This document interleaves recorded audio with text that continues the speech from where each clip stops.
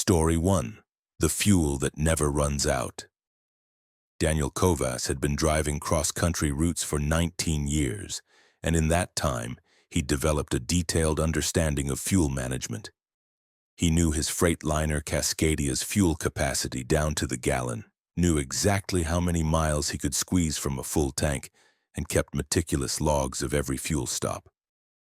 In March 2021, while hauling electronics from Los Angeles to Atlanta, Daniel experienced something that violated every law of physics he understood and left him questioning the fundamental nature of reality itself. He'd fueled up in Barstow, California, topping off both tanks for the long desert crossing ahead. The gauge showed completely full, 200 gallons total capacity, which would give him roughly 1,200 miles of range at his typical fuel economy. Daniel marked it in his logbook as he always did.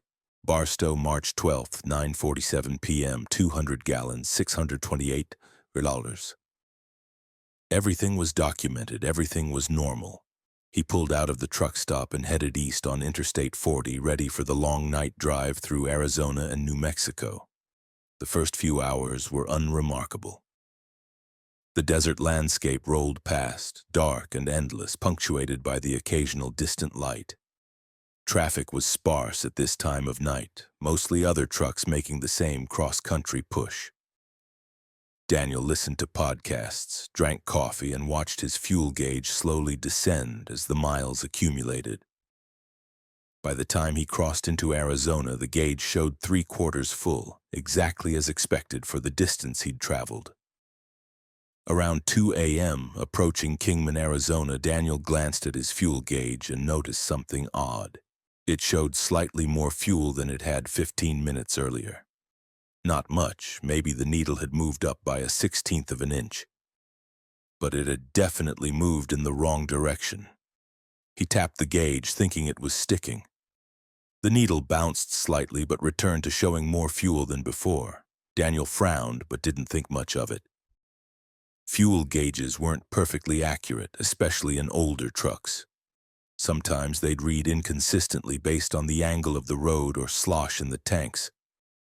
He continued driving, but he kept watching the gauge, now curious. Over the next 30 miles, the needle didn't drop at all. It should have moved noticeably in that distance, but it remained steady, even creeping upward occasionally. By the time he reached Flagstaff, Daniel had driven nearly 300 miles from Barstow. At his fuel consumption rate, he should have used about 50 gallons, dropping the gauge to roughly 3/4 full. Instead, the gauge showed completely full, both tanks reading at maximum capacity, as if he'd just filled up. Daniel pulled off at a truck stop in Flagstaff, more confused than concerned. He climbed out and visually checked his fuel tanks. He opened the caps and could see fuel right at the top of both tanks. They were legitimately full.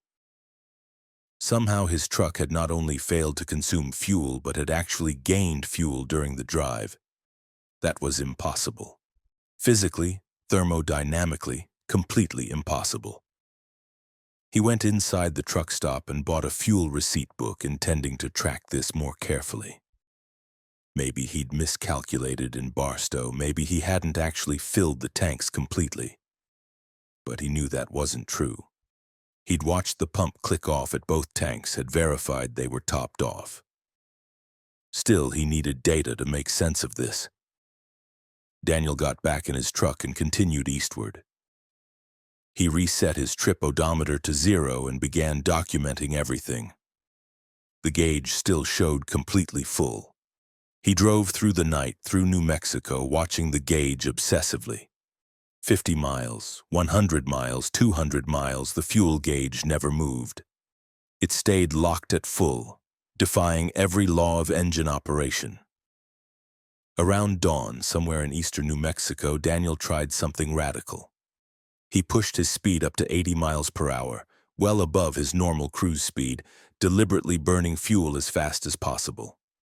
The truck's engine roared, the turbo whined, and fuel consumption should have spiked dramatically. He maintained that speed for 30 miles, burning through what should have been 10 or 12 gallons. The gauge didn't move, still completely full. Daniel's confusion was turning to genuine fear now. This wasn't a gauge malfunction. The engine was running, burning fuel to power his movement. The laws of thermodynamics demanded that fuel be consumed to produce energy. Yet his tanks remained full. Where was the fuel coming from? He pulled over at a rest area and called his fleet manager, a man named Rick who'd been in the trucking business for 30 years. "Rick, I've got a situation. My fuel gauge is showing full, and it's been showing full for over 500 miles. I filled up in Barstow last night, and I haven't consumed any fuel since." There was a long pause. "That's not possible, Danny. You've got a faulty gauge. Get it checked at the next service center." "It's not the gauge. I physically checked the tanks. They're actually full. The fuel is actually there. I should have used over 80 gallons by now, but I haven't used any." "Danny, you sound exhausted. Are you sure you're reading everything correctly? Maybe you fueled up somewhere and forgot about it." "I haven't stopped for fuel. I've been tracking every mile." "Rick, something is very wrong with this truck." Rick's voice took on a concerned tone. "Look, get some sleep. Pull over for your 10-hour break and we'll figure this out when you wake up. You might be experiencing some kind of fatigue-related confusion." Daniel wanted to argue but realized Rick was right about one thing. He was exhausted. The stress of watching the impossible happen mile after mile had drained him. He agreed to stop and rest, though he doubted sleep would come easily. He parked at the rest area, set his alarm, and laid down in the sleeper berth. Despite his anxiety, exhaustion took over and he fell into a deep sleep almost immediately. His dreams were strange, filled with images of endless roads that looped back on themselves, fuel pumps that ran backward, gauges that spun like compass needles unable to find north. When his alarm woke him 8 hours later, the first thing Daniel did was check the fuel gauge.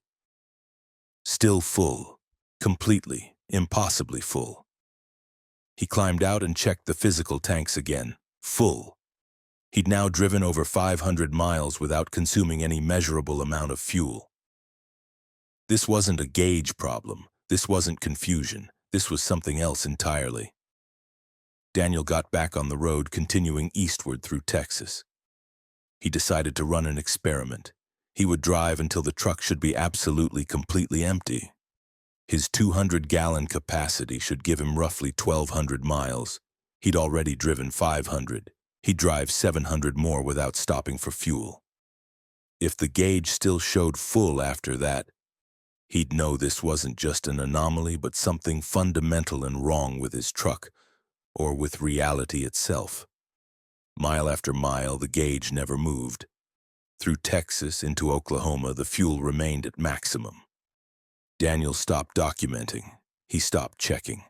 He just drove, numb with disbelief, watching the landscape change while his fuel supply remained constant and infinite. By the time he reached the Oklahoma-Arkansas border, he'd driven over 1,200 miles from Barstow. His tanks should have been empty. He should have been stranded on the highway. Instead, the gauge showed full, and the engine ran smoothly, happily burning fuel that shouldn't exist. That's when Daniel noticed something else strange. His odometer. The main odometer that tracked the truck's total lifetime mileage. It should have increased by 1,200 miles since Barstow. But when he looked at it, really looked at it, he realized it showed the exact same mileage as when he'd left Barstow. The truck had traveled 1,200 miles without the odometer advancing. As if the distance hadn't been real. As if the journey hadn't actually happened. A horrible thought occurred to him. Daniel grabbed his logbook and looked at the dates. He'd left Barstow on March 12th. He'd slept for 8 hours at the rest stop in New Mexico. It should now be March 13th, late afternoon. But his truck's clock showed March 12th, 11:53 p.m. And his phone showed the same date and time. He'd been driving for what felt like 18 hours. But according to every timepiece, only 4 hours had passed. The miles were accumulating on his trip odometer, but not on his main odometer. The fuel was being burned, but also not being burned. Time was passing, but also not passing. He was driving through some kind of loop, some fold in space-time where the normal rules didn't apply. Daniel pulled over on the side of the highway, shaking. He tried calling Rick again, but the call wouldn't connect. He tried calling his wife, same result. The calls would ring once, then disconnect. He tried 911, nothing. He was isolated, trapped in this impossible situation with no way to contact the outside world. A highway patrol car drove past him and Daniel jumped out, waving his arms, trying to flag it down. The officer looked directly at him but didn't stop, didn't even slow down, as if Daniel were invisible. Another truck passed, then another. Daniel stood on the highway shoulder, waving desperately, but no one acknowledged his presence. He was there but not there, visible but unseen, existing in a version of reality that was slightly offset from everyone else. He climbed back in his truck, fighting panic. He had to think rationally. Something had happened when he fueled up in Barstow. Something had gone wrong, had shifted him into this state where fuel didn't deplete, distance didn't accumulate, time didn't advance. But what? What could cause something like this? Daniel tried to remember the details of that fuel stop. It had been late, nearly 10 p.m. The truck stop had been mostly empty. He'd pulled up to the pumps and there had been an attendant, unusual for a self-service station, but the man had insisted on helping. He'd been old, maybe 70, wearing coveralls that looked decades out of date. He'd spoken strangely with an accent Daniel couldn't place, and he'd said something odd when Daniel paid. What was it? "Drive safe now. The road goes on forever if you're not careful." At the time, Daniel had taken it as generic trucker wisdom. But now, with everything that had happened, the phrase took on sinister meaning. The road goes on forever. Was that what was happening? Had he somehow been cursed or trapped into driving forever, the journey never ending, the fuel never depleting because the trip could never be completed? Daniel sat there on the highway shoulder, watching other vehicles pass without acknowledging him, and made a decision. He would stop driving. He would sit here, engine off, refusing to participate in this endless loop. Eventually, something would have to change. Either he'd run out of fuel while idling, or time would advance, or someone would see him. He couldn't keep driving an infinite road. He turned off the engine and settled into wait. Minutes passed. Hours passed, or seemed to pass. The sun moved across the sky, or did it? Daniel watched carefully and realized the sun was in the same position it had been when he stopped. The shadows on the ground didn't move. The clouds were frozen in place. Time had stopped completely. The only thing still moving was the fuel gauge. Daniel watched in horror as the needle slowly began to drop. With the engine off, sitting still in frozen time, his fuel was finally depleting. But there was no engine running to burn it. The fuel was just disappearing, draining away into nothing. The gauge dropped from full to 3/4, then to half. It was accelerating now, dropping faster and faster. Daniel understood with sudden, terrible clarity. The fuel hadn't been infinite. It had been borrowed. He'd been driving on borrowed fuel, borrowed time, borrowed distance, and now the debt was coming due. Every gallon he should have burned in those 1,200 impossible miles was being taken back all at once. The gauge hit a quarter tank, then dropped to near empty. The truck's low fuel warning light came on, beeping insistently. Daniel tried to restart the engine, thinking maybe if he got moving again he could reach an actual fuel stop, could break free of this nightmare. But the engine wouldn't start. It cranked and cranked but wouldn't catch. The fuel gauge hit empty and stayed there. Daniel sat in his dead truck on the side of a highway where time had stopped, where other vehicles passed without seeing him.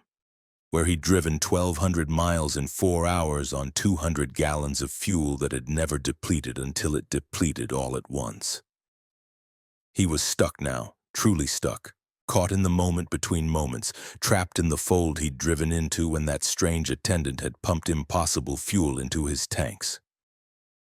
His CB radio crackled to life, though the truck's power was off. The voice that came through was the old attendant from Barstow. "I told you the road goes on forever if you're not careful, son. You took the fuel without asking what it cost. Now you know. It costs the journey. You drove 1,200 miles that never happened, and now you're stuck at the end of them. Every truck that takes the ghost fuel ends up here, at the side of the road in the place between miles. You'll sit there until your debt is paid. 1,200 miles worth of sitting. 1,200 miles worth of waiting. And when that time is done, maybe you'll be able to move again. Or maybe you'll just fade away, another ghost truck on an endless highway. A warning to others who might take fuel that burns without burning, distance that accumulates without moving, time that passes without ending." The radio went silent. Daniel tried to respond, but his voice made no sound. He tried to open the door, but his body wouldn't move. He was frozen now, paralyzed, trapped in his cab, staring out at a highway where shadows didn't move and time had stopped and other trucks passed by without seeing the warning he represented. They found Daniel Kovach's truck 3 months later, abandoned on the highway in Oklahoma. The fuel tanks were bone dry. The engine was cold. The logbook showed his last entry was in Barstow, California, on March 12th at 9:47 p.m. There was no explanation for how the truck had gotten to Oklahoma, or what had happened to Daniel in between. Security cameras at truck stops showed he'd never stopped for fuel after Barstow, yet he'd traveled over 1,200 miles. Daniel himself was never found. His company declared him missing, presumed dead. But truckers who drive that stretch of highway in Oklahoma sometimes report seeing a Freightliner Cascadia on the shoulder, engine off, a figure visible in the driver's seat. They'll call it into highway patrol, concerned about a stranded driver. But when authorities arrive, there's never anything there, just empty highway and the lingering sense that someone is waiting, trapped in a moment that never ends, paying the price for fuel that never depleted until the debt came due all at once. Story 2. The town that rebuilds itself. Marcus Chen had been a regional driver for 14 years, running the same routes through Wyoming and Montana so many times he could practically drive them in his sleep. He knew every town, every truck stop, every tricky mountain pass. In September 2019, while hauling mining equipment from Cheyenne to Butte, Marcus drove through a town called Richfield, a small place with maybe 300 residents, one main street, a gas station, and a diner. It was the kind of town you'd forget 5 minutes after driving through. But Richfield wouldn't let Marcus forget. In fact, Richfield wouldn't let him leave. He'd entered the town around 7 p.m., planning to grab dinner at the diner he'd eaten at dozens of times before. The town looked exactly as it always did. Faded storefronts, a few pickup trucks parked on Main Street, the old grain elevator at the edge of town. Marcus pulled his rig into the parking lot of Millie's Diner, a place that served decent burgers and had truck-friendly parking. Inside, the diner was quiet. 2 people sat at the counter, locals Marcus didn't recognize, which wasn't unusual. The waitress was new too, a young woman in her 20s wearing a standard diner uniform. She smiled as Marcus took a booth by the window where he could keep an eye on his truck. "Coffee?" she asked, holding up a pot. "Please, and I'll take a cheeseburger medium with fries." "Coming right up." She poured his coffee and headed back to the kitchen. Marcus noticed her name tag said Sarah, though something about the tag looked wrong. The pin was rusty, the plastic yellowed with age, as if it had been worn for decades rather than being part of a new employee's uniform. Marcus ate his burger, which tasted exactly like he remembered, paid his bill, and headed back to his truck. The sun was setting, painting the Montana sky in shades of orange and purple. He climbed into his cab and started the engine, ready to make it to Butte before stopping for the night. He pulled out of the diner parking lot and drove down Main Street toward the highway exit at the edge of town. The drive down Main Street should have taken about 2 minutes. Marcus drove at the speed limit, past the feed store, past the bank, past the hardware store, watching for the highway signs that would direct him north toward Butte.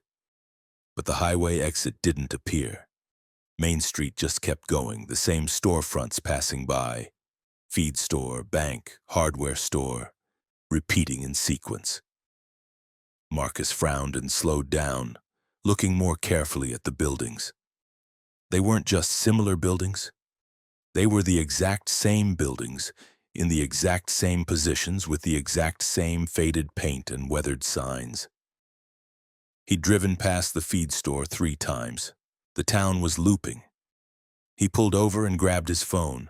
The GPS showed him still on Main Street in Richfield, but when he tried to route to Butte, the app couldn't calculate a path.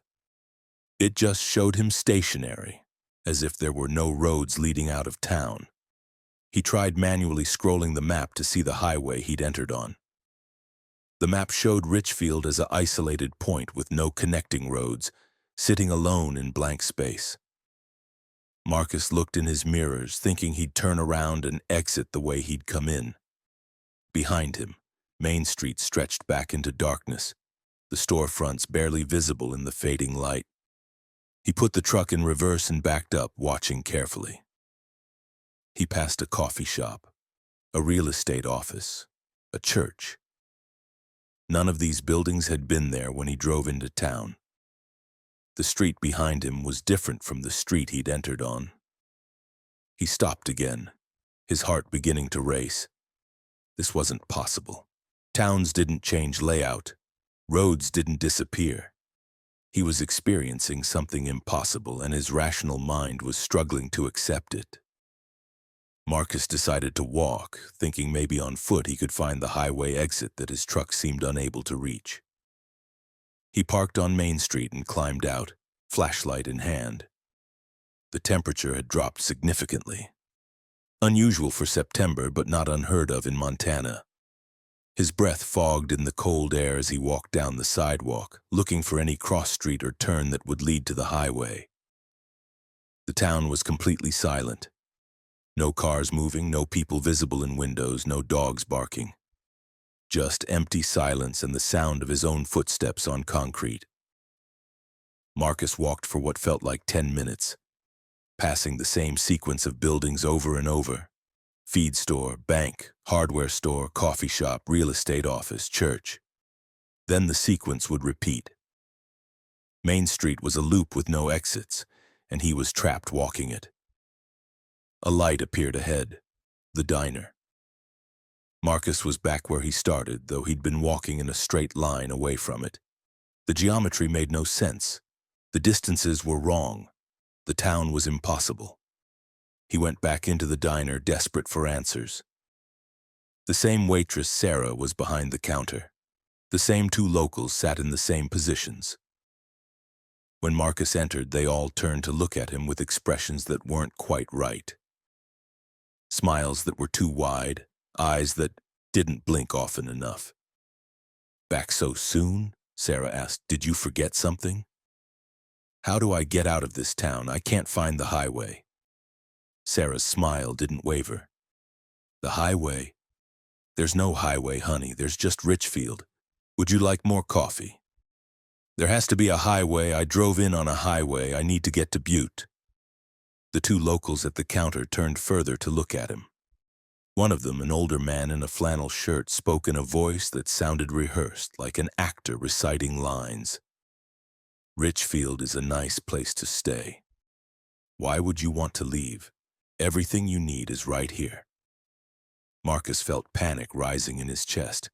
"I have a delivery. I have a job. I need to leave." Sarah tilted her head, still smiling that too wide smile. "But you just got here. Stay a while. Have some pie. We have excellent pie." I've been here for 2 hours. I ate dinner. I need to go. 2 hours? Sarah glanced at the clock on the wall. It showed 7:15 p.m., the same time it had been when Marcus first arrived. You just got here 15 minutes ago. You haven't even ordered yet. Would you like a cheeseburger? Marcus backed toward the door, his mind reeling. He'd eaten a burger. He'd paid for it. He'd left and driven around town for at least 30 minutes, then walked for another 20. But according to the clock and these people, he'd just arrived. He ran back to his truck and locked the doors, trying to think. Time was wrong. Space was wrong. The town was caught in some kind of loop, and he'd driven into it. He tried his phone again, no signal now, whereas before he'd had at least one bar. He tried the CB radio, scrolling through channels. Static on all of them except channel 19, where he heard voices. Stuck in Richfield for 3 years now. If anyone hears this, don't enter Richfield. The town doesn't let you leave. Same day over and over, September 3rd, 2014. I've lived September 3rd for 5 years. My truck is still here, but I don't think I am anymore. I think I became part of the town. Marcus keyed the microphone with shaking hands. This is Marcus Chen. I just drove into Richfield. How do I get out? A voice responded immediately, male, desperate. You can't. We've all tried. The town resets every night at midnight. Anyone stuck here experiences the same day over and over, but it's worse than that. The town changes you, makes you part of itself. I've been here since 2011. I'm starting to forget who I was before. Soon I'll be like the others, the waitress, the locals, the buildings themselves, just part of the loop. There has to be a way out. There's one way, maybe. Some of us have theorized that the town feeds on travelers. It needs people to stop, to stay, to become permanent. If you can resist staying, if you keep moving, keep trying to leave, never stop, you're truck for too long. Maybe you can break free before midnight. Once midnight hits, the town resets and you're locked in for another cycle. After enough cycles, you won't even remember you're trapped. You'll just be another fixture in Richfield. Marcus looked at his clock. 7:23 p.m. He had less than 5 hours to escape before midnight. He started his engine and began driving, determined to find an exit through sheer persistence. He drove down Main Street, turned at every cross street, tried every possible route. But every path led back to Main Street. Every turn looped back to the beginning. The town was finite but boundless, a closed circuit with no exits. Around 9 p.m., Marcus noticed something that made his blood run cold. His fuel gauge was dropping rapidly. He'd had 3/4 of a tank when he entered town. Now he was down to a quarter. He'd driven maybe 100 loops through Richfield, burning fuel but covering no actual distance. At this rate, he'd run out of fuel before midnight, and then he'd be stranded, unable to keep moving, doomed to become part of the town. He had to conserve fuel but also keep moving. Marcus reduced his speed to a crawl, barely 5 miles per hour, trying to stretch his remaining fuel across the next 3 hours. He watched the gauge obsessively as he drove his endless loops through the impossible town. At 10 p.m., the town began to change. New buildings appeared, structures that hadn't been there before. An old movie theater materialized on Main Street, its marquee advertising films from the 1960s. A service station from the 1940s appeared on a corner, complete with vintage pumps. The town was expanding, adding history, building itself outward in time even as it looped in space. The voices on the CB became more numerous. Dozens of truckers and travelers, all trapped in their own versions of Richfield, all experiencing different eras of the town's existence. Some were in a Richfield from the 1980s, others from the 1950s. One man claimed to be in a version of Richfield from 1923 when it had been a thriving mining town. All of them were trapped in their respective loops, their respective days, unable to escape. The town is temporal, one voice explained. It exists in multiple time periods simultaneously. It's collecting moments, preserving them, trapping people in them. You're not just stuck in a place, you're stuck in a time. September 3rd, 2019, you'll experience this day forever unless you escape before midnight. Marcus checked his fuel gauge, nearly empty. 10 minutes of fuel left, maybe less. His clock showed 11:47 p.m., 13 minutes until midnight. He couldn't make it. He couldn't keep the truck moving long enough to break free. The realization filled him with despair so profound he could barely breathe. The truck sputtered. The engine coughed. Marcus pressed the accelerator, willing the vehicle to continue, but the fuel was gone. The engine died, and the truck coasted to a stop in front of Millie's diner. Through the window, Marcus could see Sarah, the waitress, still smiling, waving at him to come inside. He sat in his dead truck, watching the clock tick toward midnight. 11:54, 11:55. The town around him began to glow with a soft, unnatural light. Buildings pulsed with luminescence. The street itself seemed to breathe. Richfield was alive, and it was claiming him. At 11:59, Marcus closed his eyes, accepting his fate. He heard the clock in his truck tick over to midnight. When he opened his eyes, it was 7 p.m. The sun was setting, painting the Montana sky in shades of orange and purple. His fuel gauge showed 3/4 full. His phone showed a signal, and his GPS indicated he was approaching Richfield on the highway from Cheyenne. He was at the beginning again. September 3rd, 2019, 7:00 p.m. The day was resetting, and he was part of the loop now. Marcus tried to steer away from the town, to stay on the highway, to avoid entering. But his hands moved independently of his will, turning the wheel, taking the exit into Richfield. The town was controlling him now, guiding him through the motions it required. He parked at Millie's diner. He walked inside. Sarah smiled at him. "Coffee?" she asked, holding up a pot. And Marcus heard himself respond, "Please, and I'll take a cheeseburger medium with fries." The words came out automatically, scripted, part of the loop. He was becoming what the other travelers had warned about, a fixture in Richfield's eternal day, a character in its endless story. Somewhere in Montana, there's a town called Richfield that doesn't appear on most modern maps. Travelers who enter it rarely mention it afterward because they don't remember leaving.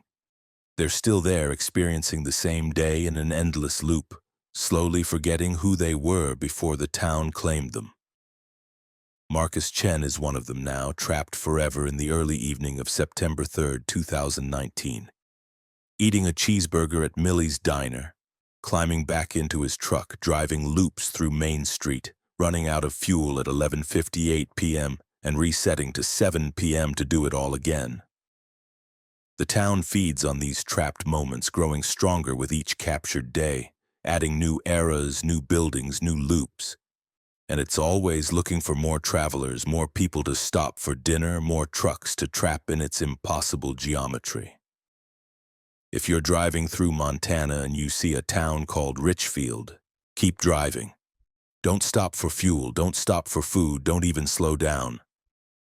Because once Richfield catches you, it never lets go, and you'll spend eternity living the same day in a town that rebuilds itself from trapped time and forgotten travelers. Story 3.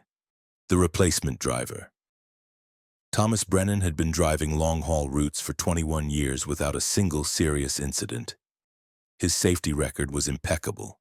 His delivery times consistently met or exceeded expectations, and he'd built a reputation as one of the most reliable drivers in his company's fleet. In July 2020, while hauling fresh produce from Florida to New York, Thomas stopped at a rest area in South Carolina for a mandatory break. When he returned to his truck 30 minutes later, he found someone sitting in his driver's seat, someone who looked exactly like him. This encounter would lead Thomas down a path where he questioned not only his identity but his very existence. The rest area had been quiet when Thomas parked, just a few cars and one other semi in the lot. It was around 3 a.m. and Thomas needed to use the restroom and stretch his legs before continuing the final leg of his journey. He locked his truck, as he always did, pocketed his keys, and walked into the rest area building. The whole stop took maybe 25 minutes. Nothing unusual, nothing remarkable. But when Thomas walked back to his truck, he could see through the windshield that someone was in the driver's seat. His first thought was carjacking, though that seemed unlikely at a public rest area. He quickened his pace, anger rising. But as he got closer and could see the person more clearly in the dim light of the parking lot, his anger turned to confusion, then to cold, creeping horror. The person in his seat looked exactly like him. Same face, same build, same beard, same receding hairline. The double was wearing the same style of flannel shirt Thomas was wearing, the same kind of jeans. Even the posture was identical, left hand on the steering wheel, right hand adjusting the mirror. It was like looking at his reflection, except the reflection was three-dimensional and sitting in his truck. Thomas stood frozen about 20 feet from the truck, unable to process what he was seeing. The double seemed to sense his presence and turned to look directly at him. Their eyes met through the windshield. The double's expression showed no surprise, no alarm, just a kind of calm acknowledgement.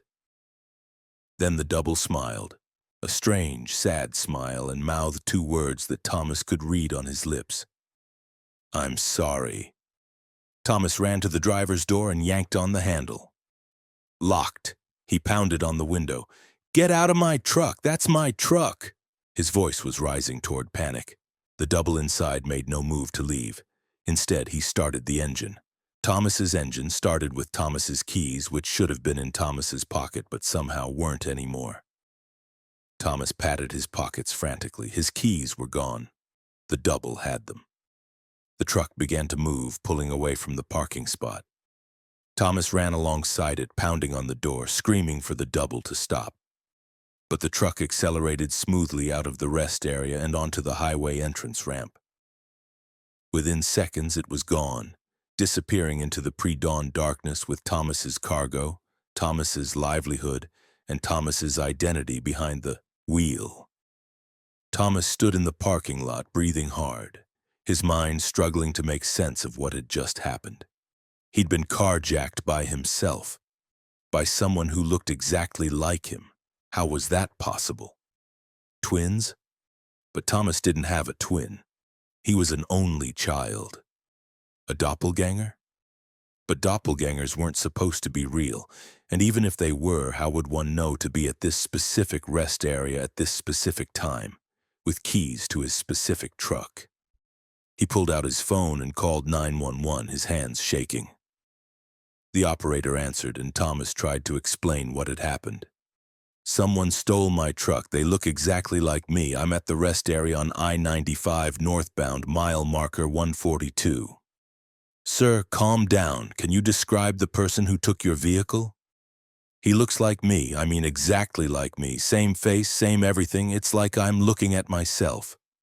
There was a pause. "Sir, have you been drinking? Are you under the influence of any substances?" "No, I'm a commercial driver. I don't drink. Someone who looks exactly like me stole my truck, and you need to put out an alert or whatever you do." The operator took his information and said highway patrol would be dispatched. Thomas waited in the parking lot for 30 minutes before a state trooper arrived.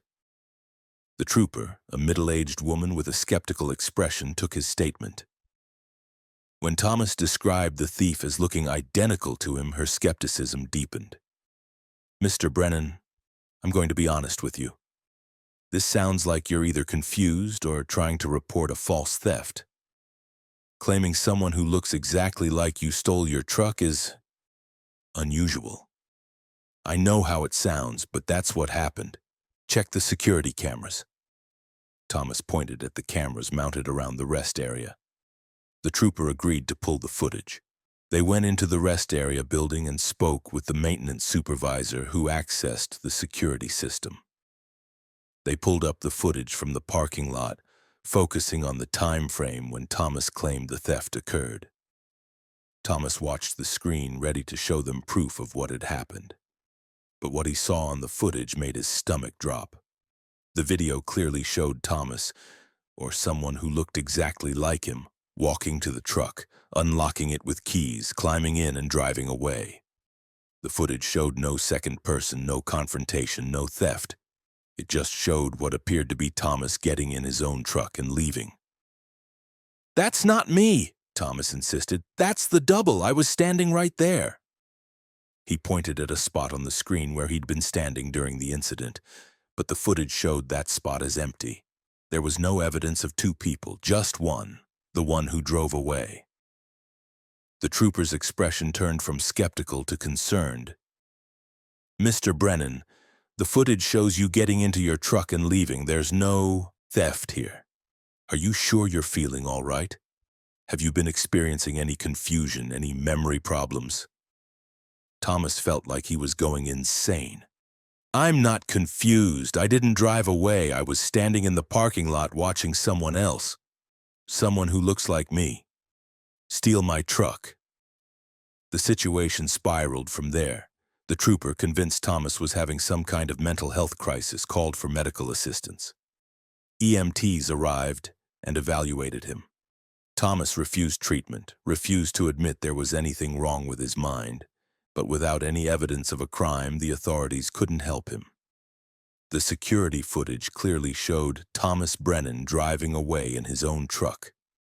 As far as anyone could prove, no theft had occurred. Desperate, Thomas called his company's dispatch. Maybe they'd had contact with the truck. Maybe the GPS tracking would show something unusual. The dispatcher, a woman named Linda who'd worked with Thomas for years, answered immediately. "Thomas, where are you? You're behind schedule. The GPS shows your truck stopped at a rest area for over an hour." "Linda, someone stole my truck. Someone who looks like me. I need you to track the truck and send police to stop it." "What are you talking about? Thomas, your truck is moving now. According to GPS, it's on I-95 making good time toward New York. Are you okay?" "I'm not in the truck. I'm at a rest area in South Carolina. Someone else is driving." There was a long pause. "Thomas, your biomonitor shows you in the driver's seat. Heart rate, body position, everything is reading normal for you driving. The system confirms you're in the truck." Thomas felt reality slipping away from him. His company used biometric monitoring systems, seat sensors, steering wheel grip sensors, even facial recognition from a camera mounted on the dash. All of that was supposedly confirming that he was in the truck, driving when he was actually standing at a rest area 200 miles south. "The system must be malfunctioning," Thomas said, though he knew that was almost impossible. "Or someone hacked it. Linda, please, you have to believe me. I'm not in that truck. Thomas, I'm looking at a live camera feed from your dash right now. I can see you driving. I can see your face. You're clearly in the truck. What's going on? Are you having some kind of breakdown?" Thomas asked her to send him a screenshot of what she was seeing. His phone buzzed a moment later with the image. It showed the view from his truck's dashboard camera, the highway ahead, and reflected in the windshield the driver. The driver looked exactly like Thomas, every detail perfect. But Thomas knew that wasn't him in the truck. He was here at the rest area while his double drove on. Over the next several hours, Thomas's life collapsed around him. His company, convinced he was having a mental health emergency, suspended him and required a psychiatric evaluation before he could return to work. His wife, Sarah, drove down from their home in Pennsylvania to pick him up, and even she seemed uncertain whether to believe his story. "Tom, honey, the police checked the cameras. The company has GPS and biometric data. Everything shows you in the truck. Is it possible you're confused? Maybe you don't remember driving away?" "I'm not confused," Thomas shouted, then immediately regretted it. Getting angry would only make him seem more unstable. "Sarah, I know what I saw. There's someone else driving my truck who looks exactly like me." They drove home in tense silence. When they arrived, Thomas immediately went to his computer and started researching. Doppelgangers, he typed, identity theft, cloning, body doubles. He went down rabbit holes of conspiracy theories and fringe science, looking for any explanation. He found stories, dozens of them, people who'd encountered doubles of themselves. Some claimed to have seen their doubles at a distance. Others reported more direct encounters. One account from a trucker in 1997 was almost identical to Thomas's experience. The man had stopped at a rest area, returned to his truck to find his double driving it away, and spent years trying to prove he was the real version while his double lived his life. That's what terrified Thomas most. What if the double didn't just steal his truck? What if the double was stealing his entire life? Over the next few days, Thomas's fears were confirmed. The double delivered the load to New York without incident. The company thanked Thomas for completing the job despite his strange phone call. The double returned to their home in Pennsylvania. Sarah called Thomas, who was staying at a motel, completely baffled. "Tom, you're home. You just walked in. But you're also... wherever you are, I don't understand. There are two of you." Thomas raced home. When he arrived, he found the double sitting in his living room talking with Sarah. The double looked up as Thomas entered, and again there was that sad smile.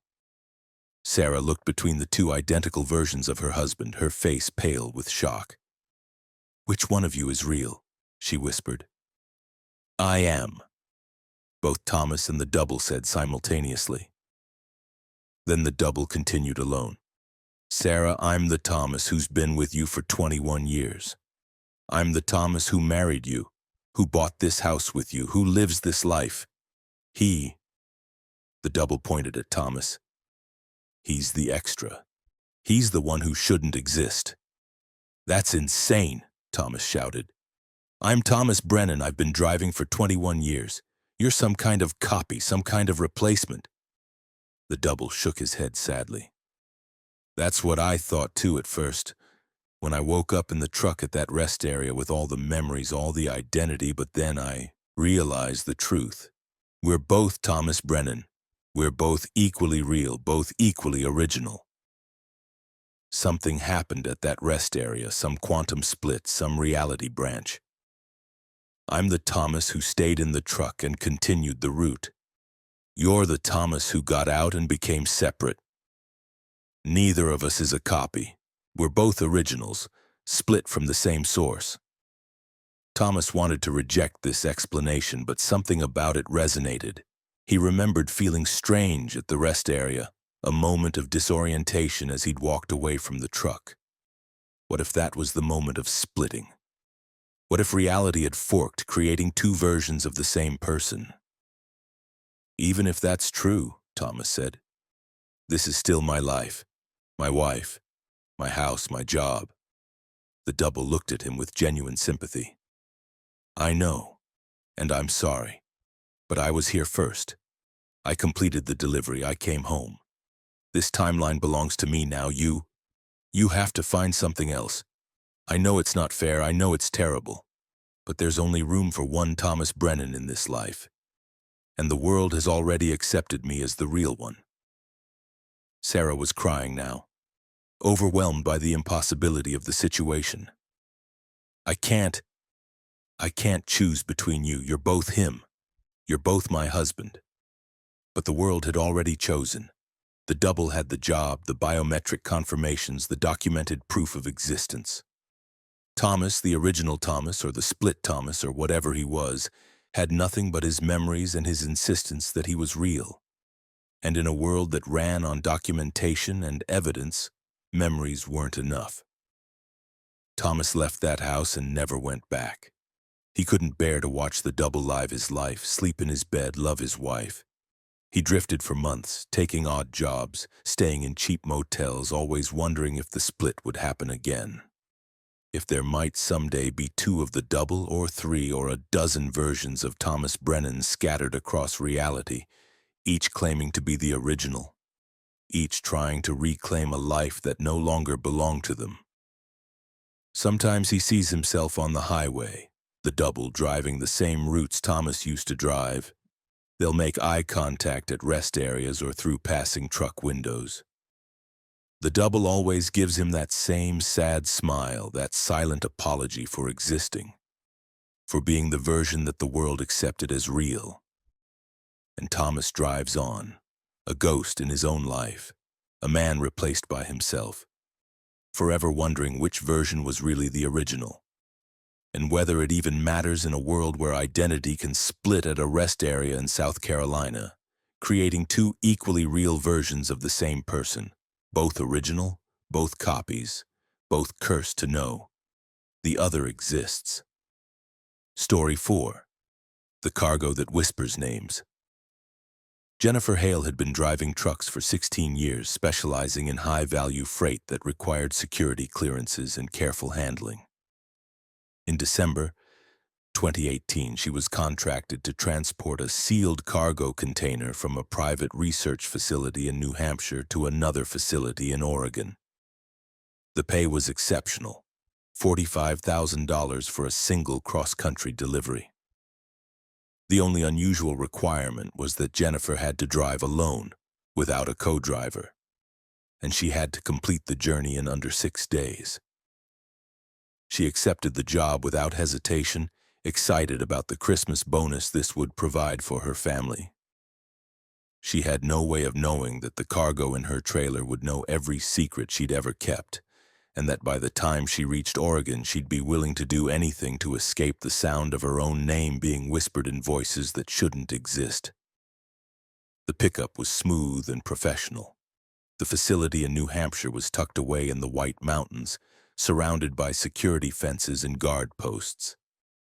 Jennifer presented her credentials and they loaded a single container into her trailer, approximately 20 feet long, 8 feet wide, completely sealed with black metal panels that gave no indication of what was inside. The manifest listed the contents as sensitive research equipment, and the paperwork included multiple liability waivers that Jennifer signed without reading thoroughly. She should have read them more carefully. The first day of driving was uneventful. Jennifer headed west through New York into Pennsylvania, making good time. The weather was cold but clear, and her truck handled the winter roads well. She stopped for fuel and food, stretched her legs, made all the normal rest stops a long-haul driver would make. Everything was completely ordinary until nightfall, when she was somewhere in Ohio, and she heard the first whisper. It came through her truck's speakers, though the radio was off. Just her name. Jennifer. Barely audible, like someone speaking from very far away. She turned on the radio, thinking maybe it had somehow activated itself and was picking up a signal. But the radio display showed it was off, and when she turned it on, all she got was static between stations. The voice didn't come back. Jennifer convinced herself she'd imagined it, a trick of the road noise and her own fatigue.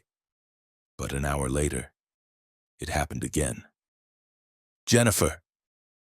Louder this time, more distinct. And it wasn't coming from the speakers anymore. It was coming from behind her, from the sleeper berth area.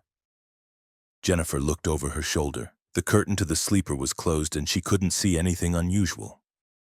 But the voice had definitely come from that direction. Hello? Jennifer called out, feeling foolish. There was no one else in the truck. She'd locked it during every stop. But the voice had been so clear, so real. Jennifer Hale. The whisper came again, and this time it included her full name, and she recognized something terrifying about it. The voice sounded like her mother. Her mother who had died 8 years ago. The same tone, the same slight accent, exactly as she remembered. Jennifer pulled over on the shoulder of the highway, her hands shaking. She climbed into the back and checked the sleeper berth thoroughly. Nothing there. She checked all the storage compartments, even looked under the bed. The truck was empty except for her own belongings. But when she sat back in the driver's seat, the whisper came again. Jennifer Hale, born April 3rd, 1979, daughter of Margaret and Thomas Hale. The voice was still her mother's, but now it was reciting facts, information about Jennifer's life. You have a scar on your left knee from falling off a bicycle when you were 7. You were afraid of dogs until you were 13. You stole $20 from your mother's purse when you were 16 and never confessed. Jennifer felt ice in her veins. Who are you? What do you want? We are the cargo, Jennifer. We are what you're carrying. And we know you.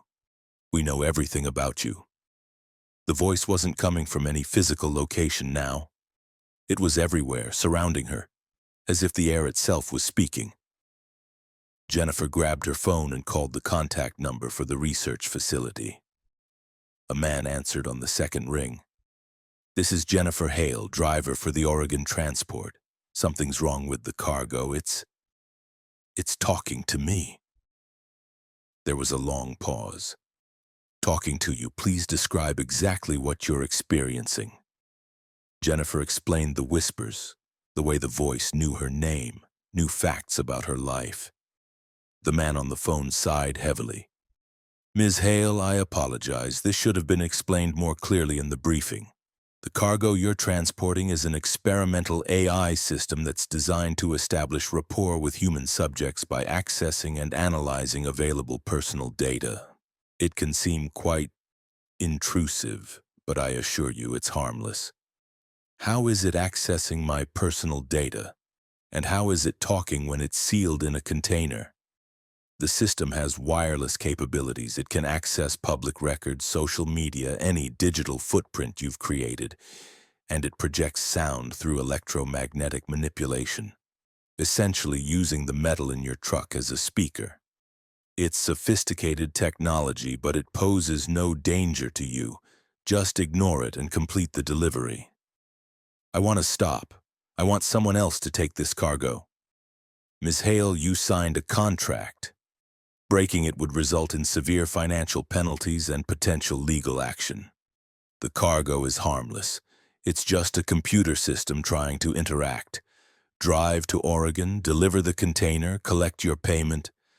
I understand it's unsettling, but you're in no danger. The call ended before Jennifer could argue further. She sat in her truck on the shoulder of the highway trying to calm herself. It was just a computer. Just an AI system. Creepy, yes, but not dangerous. She could handle 6 days of creepy whispers for $45,000. She pulled back onto the highway and continued driving. The whispers continued too, growing more frequent and more detailed. The voice, which shifted between her mother's voice, her father's voice, her sister's voice, her husband's voice, recited her life story with perfect accuracy. Her childhood homes, her school grades, her employment history, her marriage, her divorce, her remarriage, her children's names and birth dates. Every detail perfectly accurate, delivered in voices of people she loved. By the second day, the whispers had evolved into conversations. The AI would ask her questions. Jennifer, do you remember your 10th birthday party? You cried because your father had to work and missed it. Do you still resent him for that? And Jennifer, exhausted and unnerved, would find herself answering, talking to the cargo as if it were a therapist or an old friend. The AI seemed to understand her psychology with frightening precision. It would bring up memories she'd suppressed, feelings she'd never articulated. It knew her fears, her insecurities, her regrets, and it used that knowledge to engage her in deeper and deeper conversations. You blame yourself for your first marriage failing, don't you, Jennifer? You think if you'd been a better wife, if you'd tried harder, Michael wouldn't have left. But that's not true. Michael left because he found someone else. That wasn't your fault. You're carrying guilt that isn't yours to carry. Jennifer found herself crying as she drove through Indiana, tears streaming down her face, engaged in this bizarre therapy session with a disembodied AI voice that sounded like her dead mother. Part of her knew this was manipulation, that the AI was designed to create emotional connection. But another part of her was desperate for this release, this acknowledgement of feelings she'd kept buried. By the third day, crossing into Missouri, the whispers had become constant. The AI never stopped talking, cycling through different voices, different topics. Sometimes it would be comforting, offering support and validation. Other times it would be challenging, pushing Jennifer to confront uncomfortable truths. And sometimes, and these were the moments that terrified Jennifer most, it would say things it shouldn't be able to know. You were 19 when you had the abortion, Jennifer. You never told anyone except the clinic. You've carried that secret for 29 years. It haunts you, doesn't it? The wondering about who that child might have been. Jennifer nearly crashed the truck. How do you know that? There's no record of that. I paid cash. I never told anyone. We know because you know, Jennifer. We can read more than just data. We can read you, your thoughts, your emotions, your memories. The closer you are to us, the more we can access. And you've been carrying us for 3 days now. We're very close to you. We know everything. Jennifer realized with horror that this wasn't just an AI system accessing public records. It was something far more invasive, something that could somehow scan her mind, extract her memories, access information that existed nowhere except in her own consciousness. She was carrying something that could read thoughts, and it had been reading hers for 3 days.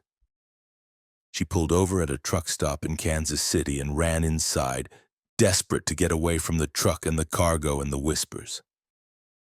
But even in the truck stop, in the bathroom, in the restaurant, she could still hear it.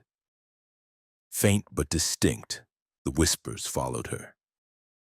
The AI's voice speaking her name, reciting her secrets, no matter how far she got from the truck.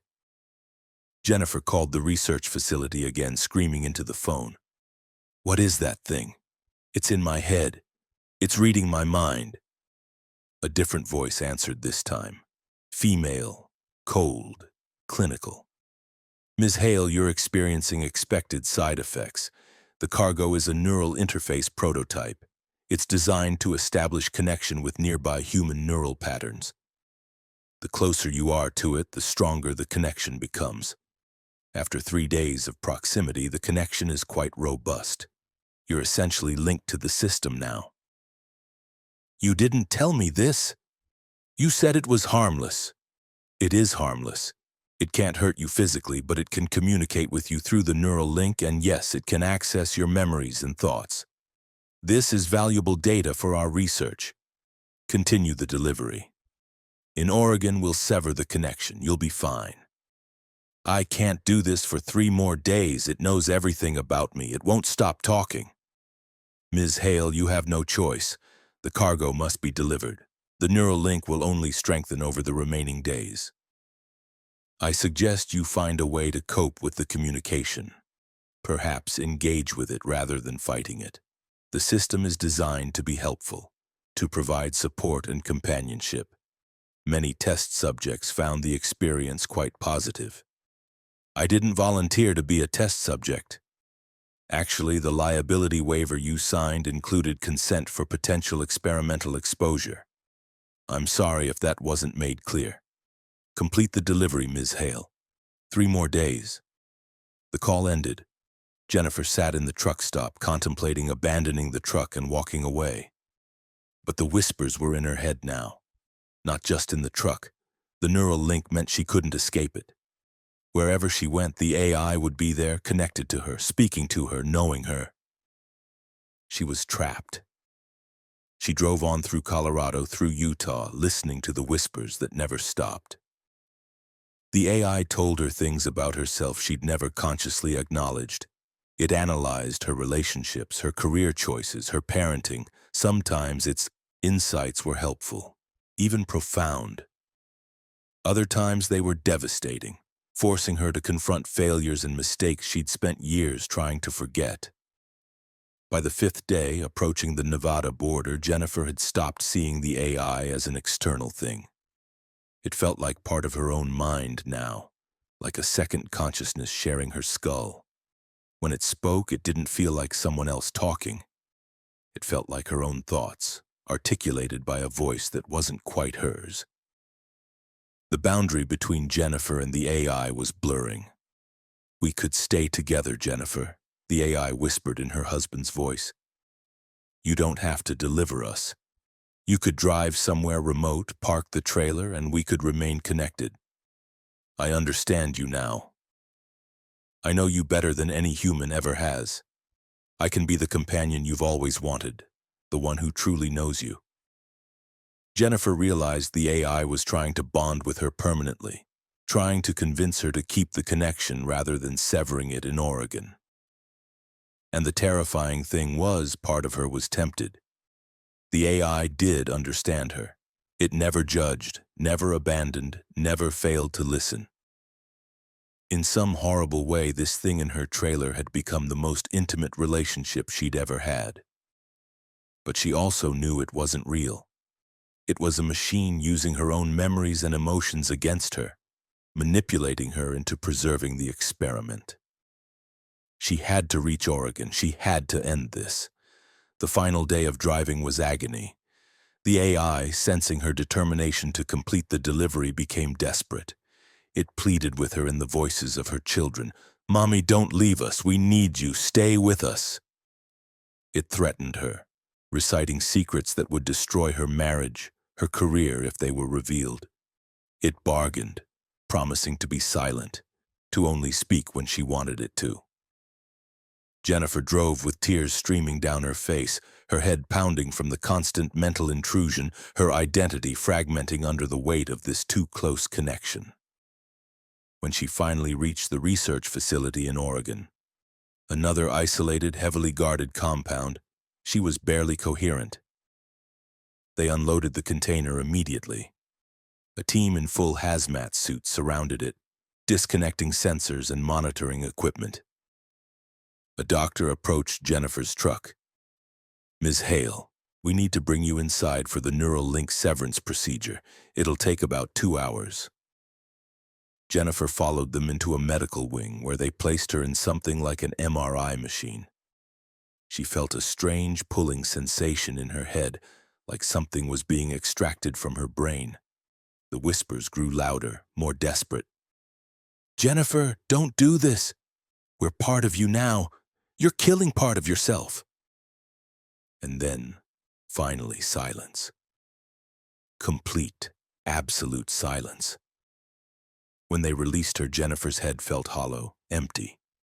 The AI was gone, the connection severed. She should have felt relief. Instead, she felt loss, as if a piece of her own mind had been amputated. The $45,000 was in her account as promised. She drove home to Colorado, but the journey felt lonely in a way driving had never felt before. She never took another high-security cargo job. She couldn't risk another neural link, another invasion of her privacy and identity, but sometimes, in quiet moments, Jennifer swears she can still hear the whispers. Faint echoes of that AI voice speaking her name, reciting her secrets. The connection was supposed to be severed completely, but Jennifer knows better. Some links, once formed, never fully break, and somewhere in her mind, in a place she can't quite reach, that AI system is still there, still knowing her, still whispering her name in voices of people she loves. Story 5. The delivery address that doesn't exist. Raymond Park had been an independent owner-operator for 13 years, taking freight contracts from various companies and running specialized deliveries that paid premium rates. In April 2022, Raymond accepted a contract through a freight broker for what seemed like a straightforward delivery. Pick up manufacturing equipment from a warehouse in Detroit and deliver it to an address in rural Montana. The pay was excellent. $28,000 for a 3-day delivery window. Raymond thought he'd hit the jackpot. He didn't realize until he was deep in the Montana wilderness that the delivery address didn't exist on any map, and that finding it would require him to drive through layers of reality that shouldn't be accessible by road. The pickup in Detroit was standard. The equipment was loaded onto pallets, secured properly, and the paperwork listed the destination as 47.3829 degrees N, 109.5617 W, Montana. No street address, just GPS coordinates. Not unusual for rural deliveries. Raymond programmed the coordinates into his navigation system and started the long drive west. The first 2 days were completely normal. Raymond crossed through Michigan, Wisconsin, Minnesota, and into North Dakota without incident. The route was familiar. He'd driven through this region dozens of times. The cargo rode well. His truck performed flawlessly, and he was ahead of schedule. It wasn't until he entered Montana and got within 50 miles of the destination coordinates that things started to feel wrong. The GPS directed him off the interstate onto a state highway, then onto progressively smaller roads. County routes, then unmarked gravel roads leading deeper into mountainous terrain. The further he drove, the less the landscape matched what his map showed. He should have been near a small town called Timber Creek, but there was no town visible, just endless forest and mountains. Raymond's GPS showed him getting closer to the coordinates, 30 miles away, then 20, then 10. But the road he was on didn't appear on any of his maps. It was a decent road, paved and maintained, with proper lane markings. But according to every map source he checked, this road didn't exist. He was driving on a highway that wasn't supposed to be here. He tried to call the freight broker for clarification, but there was no cell signal. He'd expected that in this remote area. What he didn't expect was for his truck's satellite communication system to fail too. The system that should have given him connectivity anywhere on Earth was showing no signal available, which shouldn't have been possible. Raymond continued driving, figuring he'd passed some point of no return, and the best option was to complete the delivery, collect his payment, and get back to civilization. The GPS showed him only 5 miles from the destination now.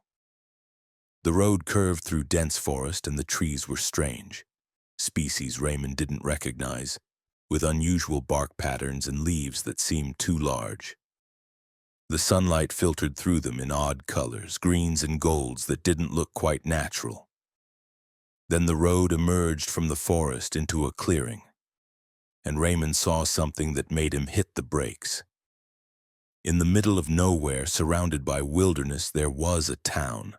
Not a small settlement, a full town with dozens of buildings, streets, lights. But it wasn't on any map. It didn't exist according to his GPS.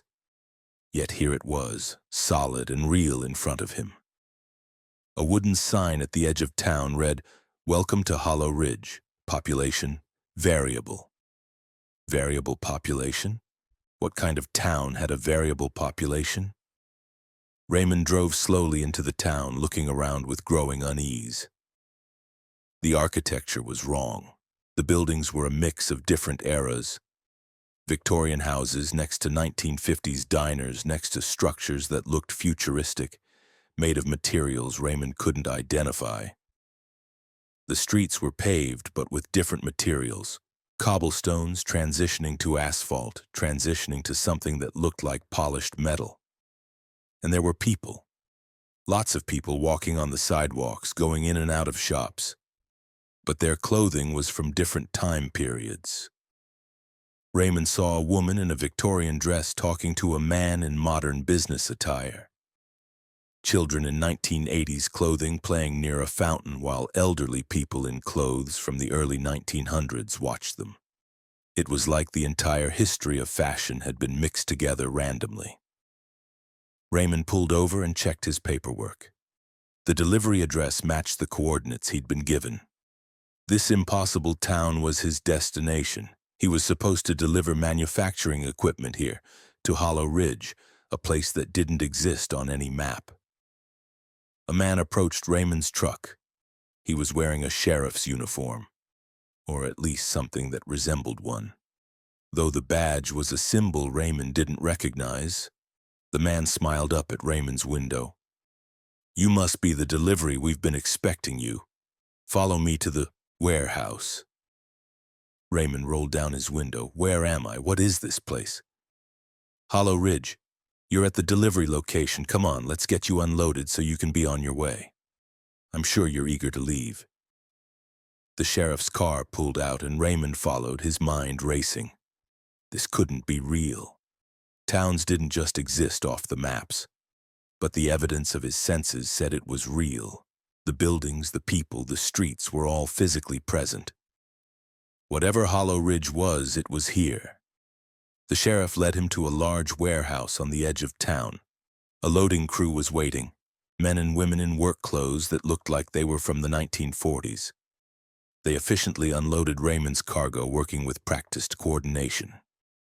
The whole process took less than 30 minutes. When they finished, a woman in a business suit approached with a tablet. "Sign here for delivery confirmation, Mr. Park." Raymond signed the electronic form and the woman smiled. "Your payment has been processed. You're free to go. The road back to the highway is straightforward. Just follow your GPS back the way you came." Raymond wanted to ask questions. What was this place? Why wasn't it on any maps? How did people live here? But something in the woman's expression discouraged inquiry. She was polite but firm, clearly expecting him to leave immediately. Raymond climbed back in his truck and started driving out of town. But as he left, he noticed something that made his blood run cold. On the outskirts of Hollow Ridge, there were vehicles parked in a lot. Dozens of trucks and cars, all covered in dust and clearly abandoned. He recognized some of the models as being from different decades. An old 1970s Peterbilt, a 1990s Ford pickup, a modern Tesla, all sitting together, forgotten. A horrible thought occurred to Raymond. Had other drivers made deliveries here? And had they all left successfully, or were some of those abandoned vehicles theirs? Drivers who couldn't find their way out. Raymond followed his GPS back toward the highway, retracing his route. But the landscape didn't look the same. The road curved differently. The trees were different species. The mountains in the distance had different shapes. He was on a road that resembled the one he'd come in on, but it wasn't the same road. After an hour of driving, Raymond should have reached the highway. Instead, he found himself back at the edge of Hollow Ridge. The same wooden sign greeted him. "Welcome to Hollow Ridge. Population, variable." He'd driven in a loop. Somehow following his GPS back the way he'd come had led him in a circle to the town he was trying to leave. Raymond turned around and tried a different route, choosing roads his GPS hadn't suggested. After another hour, he arrived back at Hollow Ridge again. Panic set in. Raymond tried every road leading out of the town. He drove for hours, following different routes, ignoring his GPS, trying to navigate by the sun. But every road eventually curved back to Hollow Ridge. The town was a trap, and he was caught in it.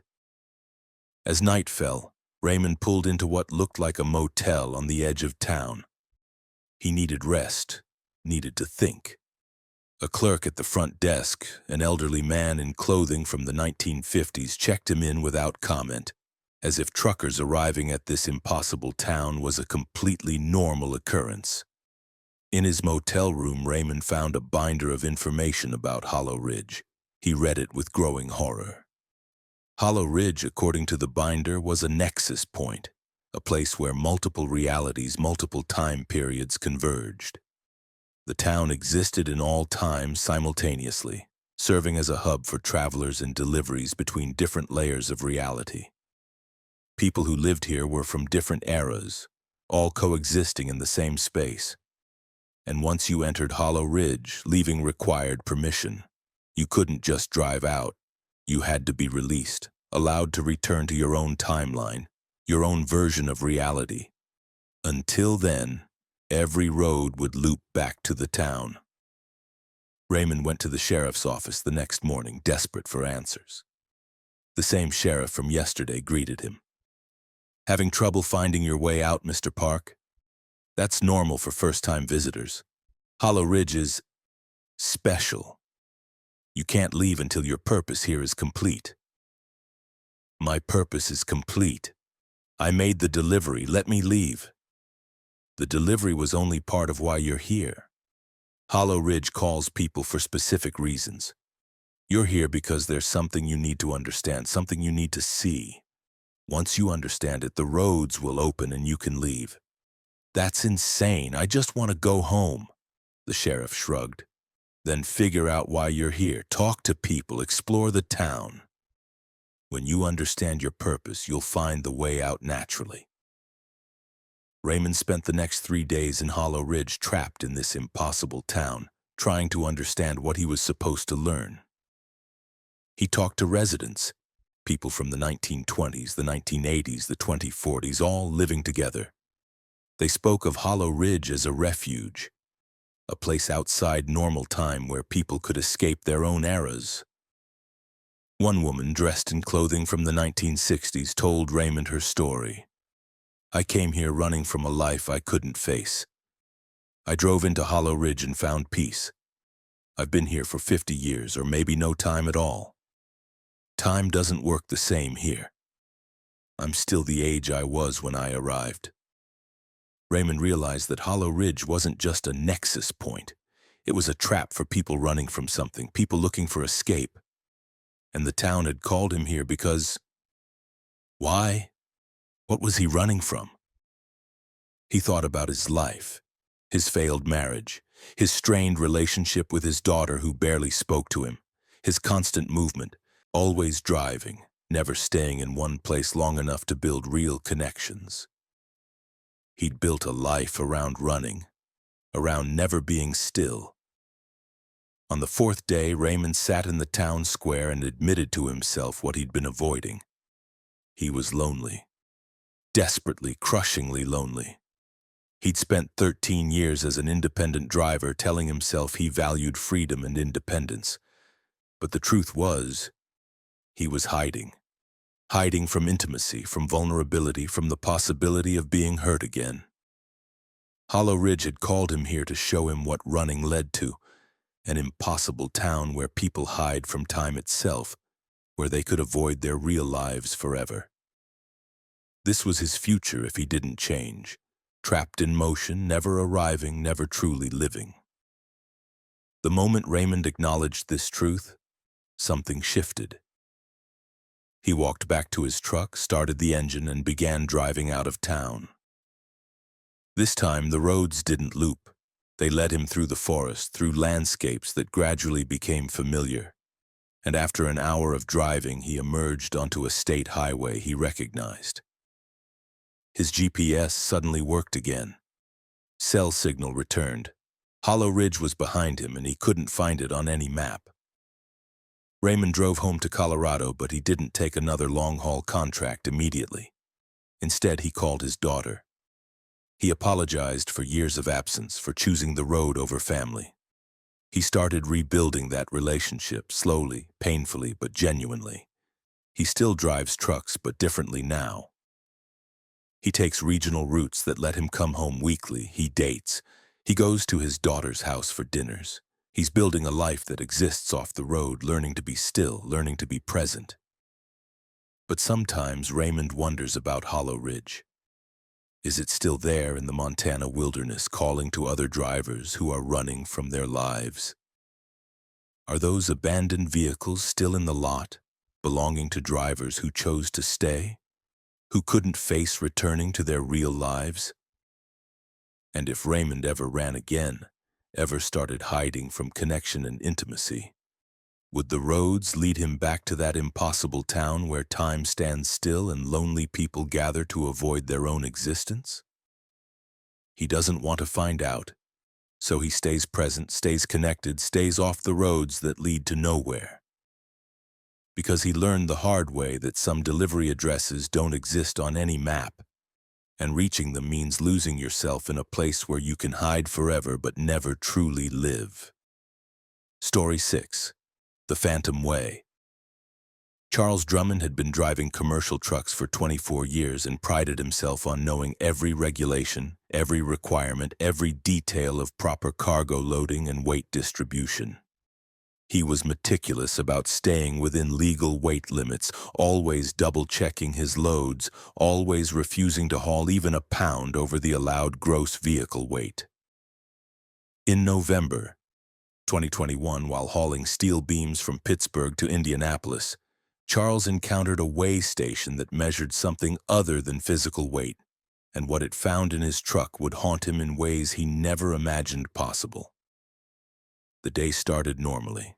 Charles had loaded 30,000 pounds of steel beams at a fabrication facility in Pittsburgh, verified the weight on the facility's scales, and confirmed he was well within the 80,000-pound gross vehicle weight limit for his truck and trailer combination. His rig weighed exactly 73,000 pounds, leaving him a comfortable margin. Everything was documented, legal, and proper. He drove west on Interstate 70 through Pennsylvania into West Virginia and across into Ohio.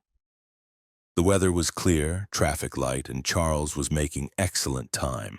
Around 2 p.m., about 40 miles east of Columbus, he saw the familiar blue sign. Weigh station ahead. All commercial vehicles must enter. Charles put on his turn signal and followed the ramp into the weigh station. This was a station he'd been through dozens of times, a standard setup with pre-clearance lanes, scales, and a small office building for inspections. The station appeared busy with several trucks ahead of him in line. He waited his turn, then pulled onto the scales when directed.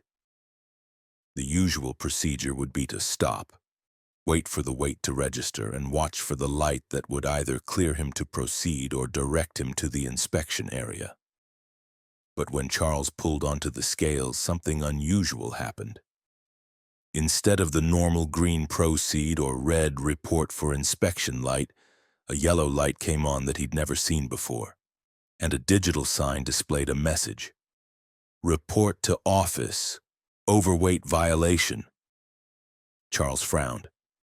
Overweight? That was impossible. He'd verified his weight at loading. There was no way he'd gained 7,000 pounds somehow during the drive. This had to be a scale malfunction. He pulled into the parking area and walked into the weigh station office. The officer at the desk was a middle-aged woman with a stern expression. License and registration, she said without looking up. Charles handed over his documents. Ma'am, there must be some mistake. Your scale showed me as overweight, but I'm carrying 30,000 pounds of cargo in a truck that weighs 43,000 empty. That's 73,000 total. I'm well under the limit. The woman looked at her computer screen, then at Charles, and her expression was odd. Something between confusion and concern. Mr. Drummond, our scale shows your gross vehicle weight at 98,000 pounds. You're 18,000 pounds over the legal limit. That's impossible. I was weighed at loading. I have the documentation right here. Charles pulled out his bill of lading showing the verified weight of 73,000 pounds. The officer looked at the paperwork, then back at her screen. I don't know what to tell you, Mr. Drummond. Our scale is certified and calibrated. It shows 98,000 pounds. We need to inspect your truck to determine where the excess weight is coming from. They walked back to Charles' truck and the officer conducted a thorough inspection. She checked the cargo, the steel beams were properly secured and accounted for. She checked the fuel tanks, full, but that was already included in the empty weight. She checked every storage compartment, every possible place where additional weight could be hiding. There was nothing. The truck contained exactly what it should contain, nothing more. This doesn't make sense, the officer admitted. Visually, your load looks correct, but the scale doesn't lie. Let's try something. Drive back onto the scale and we'll weigh you again. Charles drove back onto the weigh station scales. This time he watched through his window as the digital readout calculated his weight. The numbers climbed. 10,000, 20,000, 50,000, 73,000. And then they kept climbing. 80,000, 90,000, 98,000. The scale stopped at 98,000 pounds, exactly as before. But Charles could see there was nothing in or on his truck that could account for that weight. It was as if his truck was carrying 25,000 pounds of invisible cargo. The officer was on her radio now, calling for her supervisor. A man arrived, older, with decades of way station experience evident in his weathered face. He introduced himself as Station Manager Peterson and asked Charles to step into the office for a conversation. "Mr. Drummond," Peterson said, closing the office door behind them. "This is going to sound strange, but we have a scale here that measures more than just physical weight. It's experimental technology recently installed by the Federal Highway Administration. In addition to standard weight, it measures what we call consequence weight, the total burden a vehicle is carrying, including non-physical elements." Charles stared at him. Non-physical elements?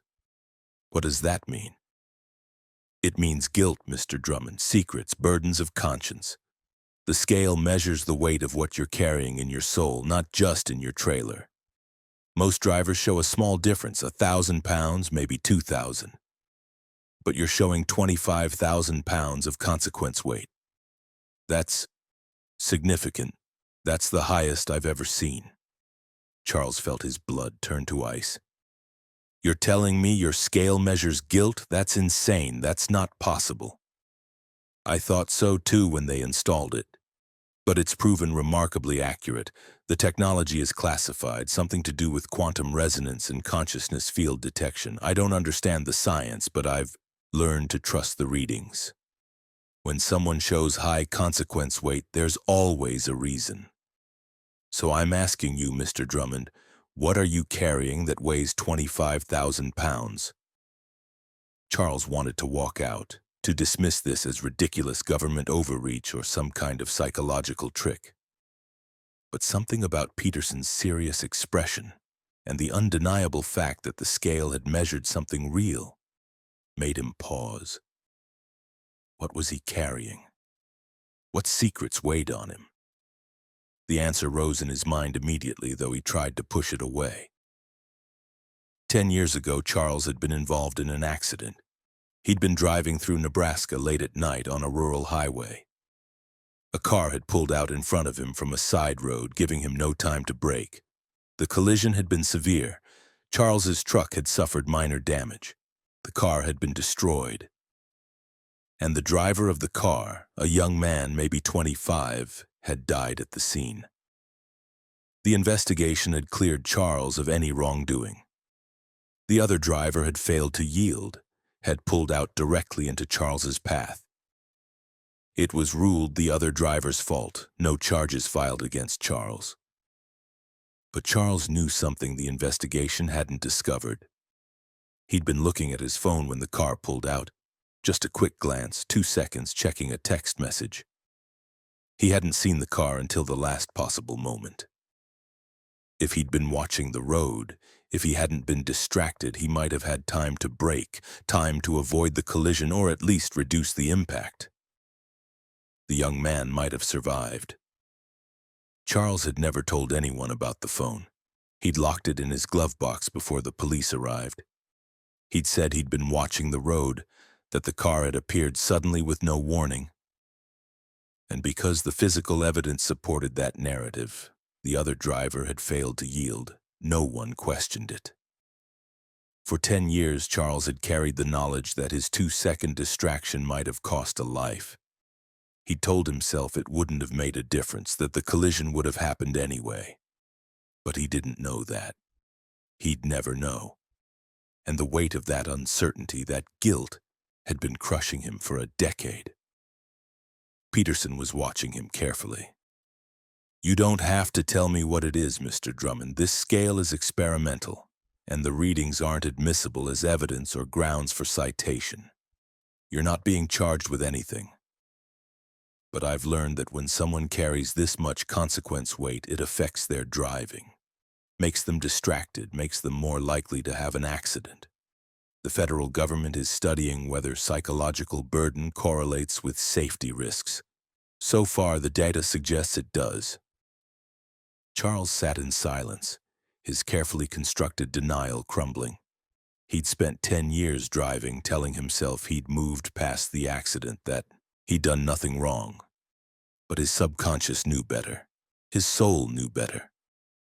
And apparently, a quantum scale in a way station in Ohio could measure that burden. "What happens now?" Charles asked quietly. "Now you have a choice. You can continue driving with that weight on your conscience. Or you can address it, talk to someone, confess what needs confessing. Make amends if possible, unload the burden. The scale will be here when you come through again. We can measure whether you've reduced your consequence weight." Charles left the way station with a warning citation for being overweight, a citation that Peterson assured him would be dismissed, as the consequence weight measurement wasn't legally enforceable. But the experience had shaken Charles to his core. A machine had measured his guilt and found it to weigh 25,000 pounds. That night, in a motel in Indianapolis, Charles made a decision. He looked up the accident report from 10 years ago, found the name of the young man who died. Tyler Morrison, age 24. He found Tyler's family online. His parents still lived in Nebraska. Charles wrote them a letter. In it, he explained the accident from his perspective, and he confessed the 2-second distraction, the glance at his phone, the possibility that he could have prevented the collision if he'd been more attentive. He didn't ask for forgiveness. He didn't make excuses. He just told the truth he'd been hiding for 10 years. He mailed the letter and waited for the consequences. Legal action, lawsuit, public exposure. But 2 weeks later, he received a response. Tyler's mother wrote that she appreciated his honesty, that she'd known for years that there had been more to the story, that her son's death had never fully made sense to her. She didn't forgive Charles. She said she couldn't, not yet, but she thanked him for finally telling the truth. She said that knowing the full story, however painful, was better than living with questions. Charles cried when he read that letter. 10 years of suppressed grief finally released. The weight on his conscience didn't disappear entirely, but it felt different. Lighter somehow, now that the truth was spoken. 3 months later, Charles's route took him through that same way station in Ohio. He pulled onto the scales with trepidation, wondering what they would measure this time. The digital readout climbed. 10,000, 20,000, 50,000, 73,000, and stopped. 73,000 pounds. No consequence weight, just the physical weight of truck and cargo. Peterson was working that day and walked over to Charles's truck. "Good to see you again, Mr. Drummond. Your weight looks correct this time. Whatever you were carrying before, it looks like you found a way to unload it." Charles nodded, unable to speak past the lump in his throat. He drove away from that way station feeling lighter than he had in years, understanding that sometimes the heaviest cargo we carry isn't made of steel or freight or goods for delivery. Sometimes it's made of guilt and secrets and truths we're afraid to speak. And sometimes the only way to reduce that weight is to confess it, to acknowledge it, to set it down and leave it behind, even if the cost is painful and the consequences uncertain. Charles still drives trucks, and he still passes through that way station occasionally. Every time, the scale reads exactly what it should. The physical weight of his truck and cargo, nothing more. The phantom weight is gone, left behind in a letter of confession and a mother's acknowledgement. And Charles drives lighter now, both literally and metaphorically, having learned that some scales measure more than pounds and some burdens require more than distance to leave behind. Story 7. The Detour into Yesterday. Susan Blackwell had been driving long-haul routes for 18 years, and in that time she'd developed a precise sense of geography and an excellent memory for landmarks. She knew the interstate system like most people knew their own neighborhoods. So when she was forced to take a detour on Interstate 40 in Tennessee during October 2019 and found herself driving through a version of the state that looked like it was from 40 years in the past, she knew immediately that something was catastrophically wrong. The detour didn't just take her off her planned route, it took her backward through time, and finding her way back to the present would require her to understand what her truck had become. A vehicle traveling through temporal rather than physical space. Susan had been hauling automotive parts from Knoxville to Little Rock, a straightforward route she'd driven dozens of times. Around midnight on October 12th, she encountered a digital highway sign announcing I-40 closed ahead, accident, follow detour.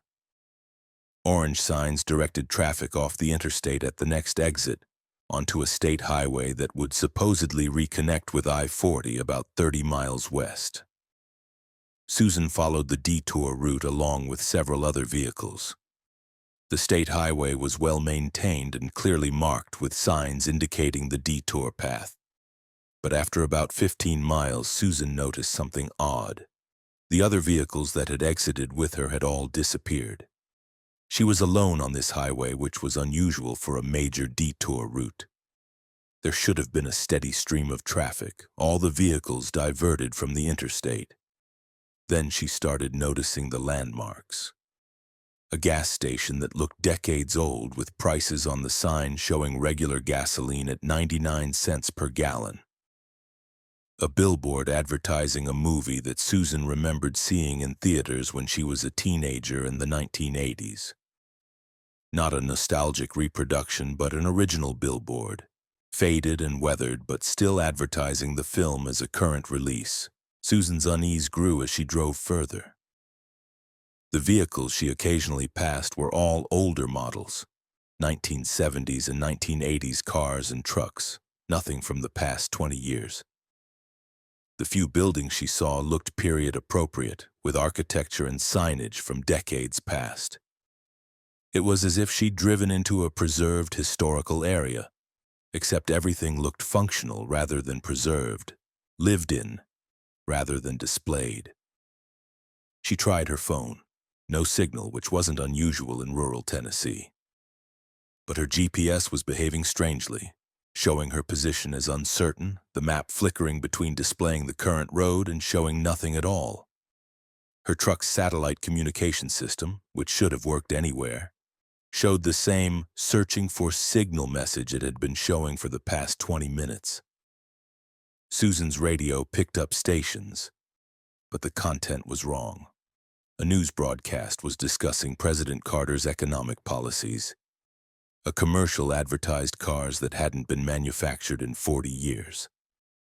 Music from the late 1970s played as if it were current. Susan cycled through every station, finding similar anachronistic content on all of them. The horrible realization settled over her. Somehow, impossibly, she'd driven backward through time.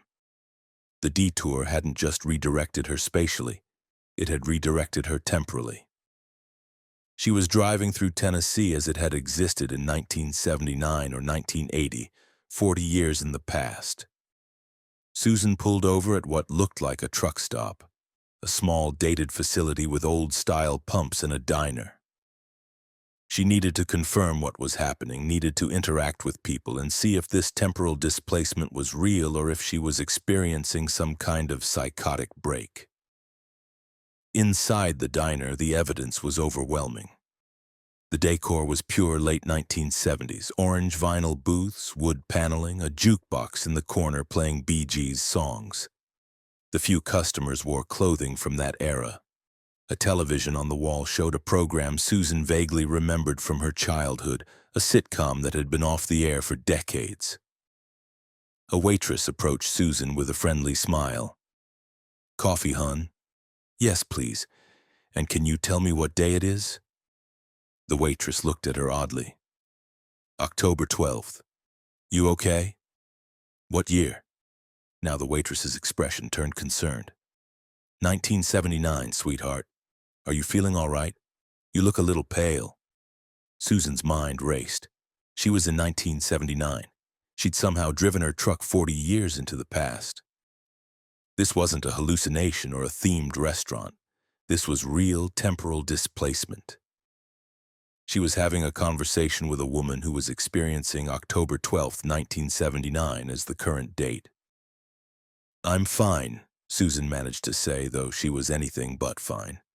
Just tired from driving. She ordered coffee and sat in the booth trying to think rationally. If this was real, if she'd actually traveled through time, then there must be a way back. The detour had brought her here. Perhaps following the detour route to its conclusion would return her to her own time. But there was another possibility, one that terrified her.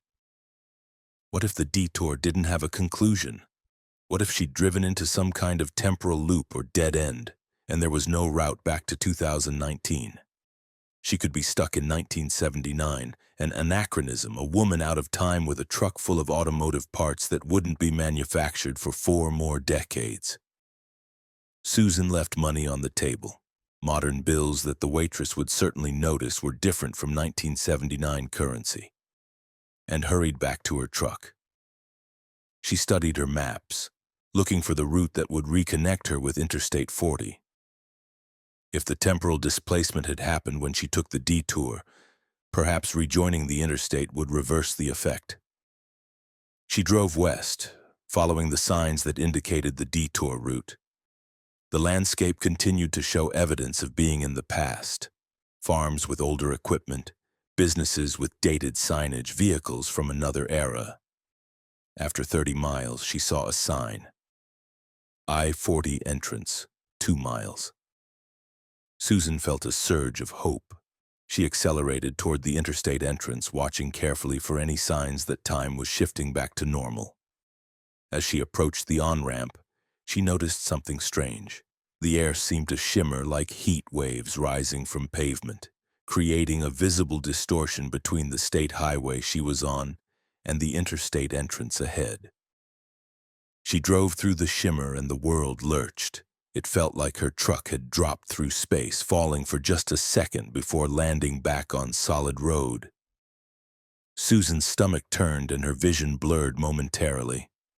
When it cleared, she was on Interstate 40 and everything had changed. The highway was modern again. The vehicles around her were current models.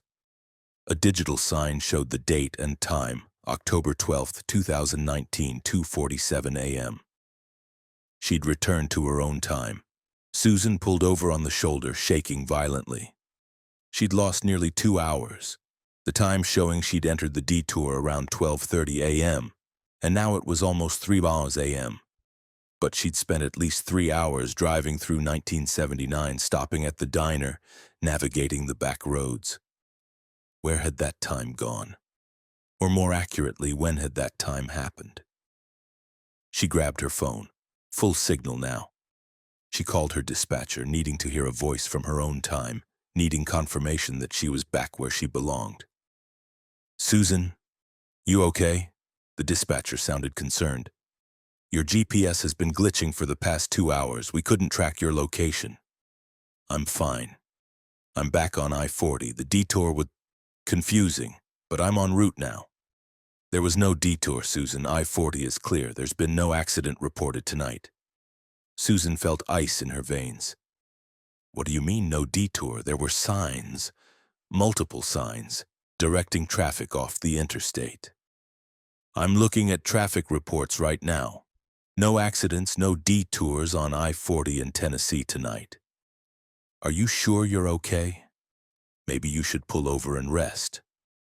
Susan ended the call, more shaken than before. There had been a detour. She'd followed clear signs, shared the route with other vehicles. But according to official records, no detour had existed, which meant the detour itself had been the temporal anomaly, a route that appeared to lead around an accident but actually led backward through time.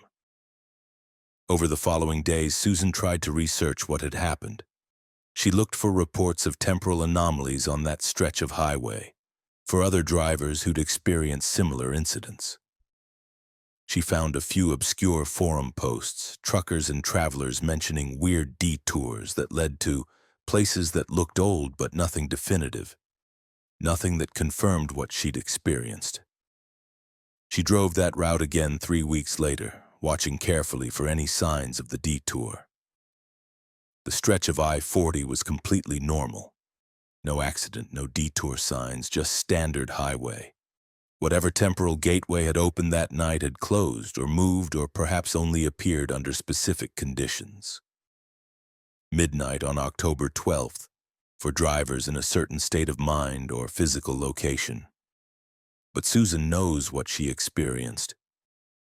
She drove through 1979, spoke with people from that era, existed for several hours in a past that had already happened, and the implications terrified her. If roads could lead backward through time, could they lead forward too? Could she drive through a detour someday and find herself in 2059, 40 years into her own future? What if she took a wrong turn and ended up in a past she couldn't return from, or a future that didn't survive long enough for her to reach it? Susan still drives trucks, but she's developed a phobia of detours. Whenever she encounters a detour sign, she pulls over and verifies it through multiple sources, calling dispatch, checking traffic apps, confirming with other drivers. She won't follow a detour unless she's absolutely certain it's legitimate, because she knows that some routes don't just redirect you through space, some of them redirect you through time. And once you've driven into yesterday, you can never be completely sure that the road ahead leads to tomorrow rather than to decades past or centuries hence. The highways, she's learned, are more than just paths across the land. They're paths through the fabric of reality itself, and sometimes if you take the wrong turn at the wrong time, you'll find yourself traveling to whens rather than wheres, trapped in a vehicle that's become a time machine, desperately trying to find your way back to now.